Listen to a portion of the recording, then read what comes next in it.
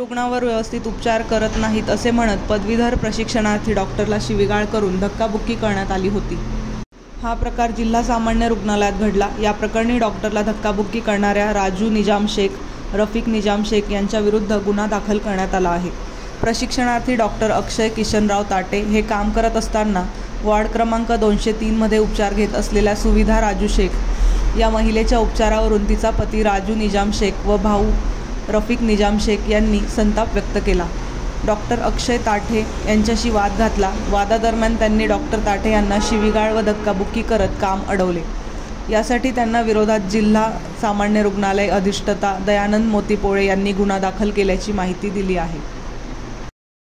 सांगा सर, नातेवाईकांनी डॉक्टर्सना आरेरावीची भाषा केली, त्याबद्दल आपण काय म्हणजे केलेलं पाऊल केलेलं? आपण ते रेसिडेंट आपल्याकडे आहेत, मेडिकल कॉलेजमधून आपल्याकडे येतात, त्यांच्याशी नातेवाईक रुग्णाच्या नातेवाईकांनी हुज्जत घातून मारहाणीचा सुद्धा प्रयत्न केला।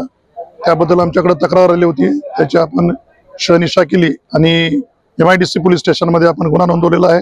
त्याप्रमाणे त्याची चौकशी चालू आहे आणि जो गोंधळ घालणारे नातेवाईक आहेत त्यांच्यावर कारवाई करा अशा आम्ही पोलिसांना सूचना दिलेल्या आहेत।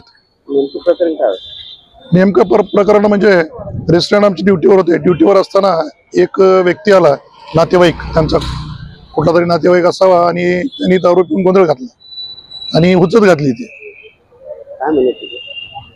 त्याचे आपला उपचार बरोबर चालू होत नाहीये, अशा म्हणजे वेग तक्रारी होत्या, कारण तो दारू पिलेला असल्यामुळे त्या वेग तक्रारी चालू होत्या त्यांच्या।